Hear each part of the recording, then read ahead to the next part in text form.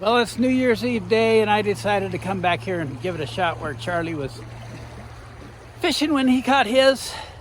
And but I brought a trout rig because, and there's been some nice trout caught. So I got Charlie's switch rod, but I got a black Sculpzilla on it, hoping to recreate some of last year's late season trout success. And if I get a steelhead, I can handle it. So wish me luck.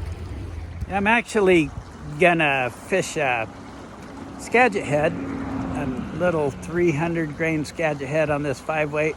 Only I took the sink tip off and I just got a big long mono leader, which I don't usually do. I don't know if I've ever really done it before, but I got a dry dropper rig just because I'm already thinking about next spring, and trout tactics is a tactic that the fin and fire guys use a lot, so I thought I'd give it a shot just to play with it. I just was curious as to how it would spay cast.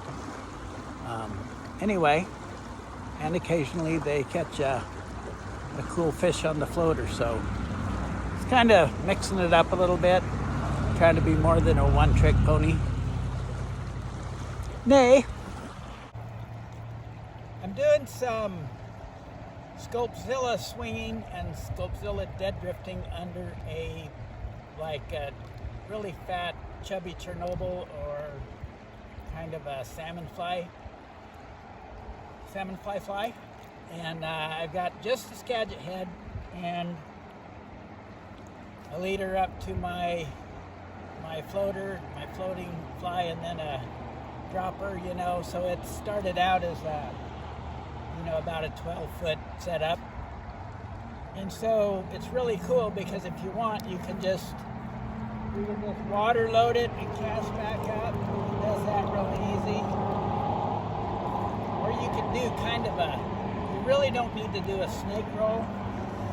You just do a snake roll, only instead of going up, forward, around, and back, better, instead of doing the number 9, the numeral 9. All you do is you lift it up, you go forward and back, and then cast it, okay? So it's kind of like a Z snake roll. You don't have to go through the whole big production. So it looks like this. Well, that was kind of a snake roll. I'll do it again. I'll just go forward, back, and cast. So here's a beautiful example of this. This is what you use when you're casting little blue charms for Atlantic salmon on floating, balanced, wonderful lines. That's the idea. Now back to the oversized chubby and the Sculpzilla.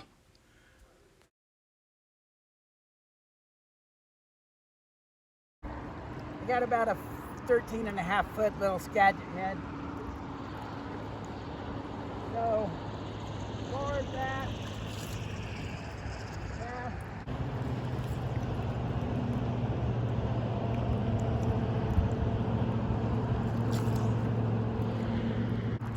See, there's no number 9. There's none of that. It's just forward and back and cast. If you just make a Z, or like a number 9 with the round parts cut off. If you're thinking this is ugly, you are correct. I've got a 5-foot mono leader, a chubby Chernobyl, and a 5 or 6 feet more, and a Sculpzilla as a dropper. So probably not gonna cast pretty on anything.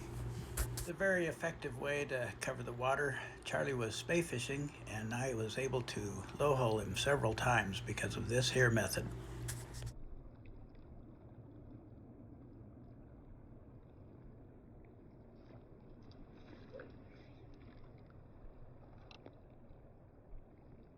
You can cast quartering upstream, mend it, and do a dead drift with the Sculpzilla, and the Sculpzilla will actually swim downstream if conditions are right. Well, that's pretty sweet. It's just kind of, I mean, a snake roll's not much different. But when I do these, I feel a little less like my dropper's going to get tangled with my indicator, whatever I'm using.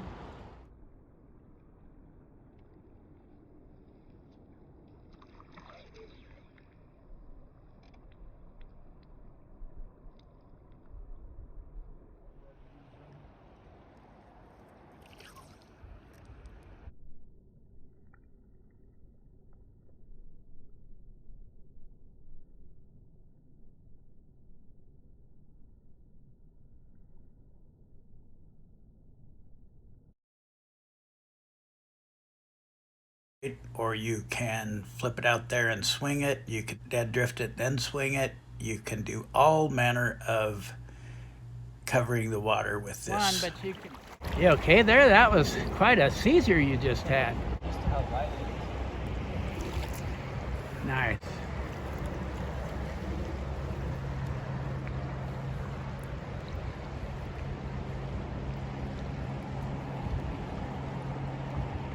And he also does kind of a Z type snake roll.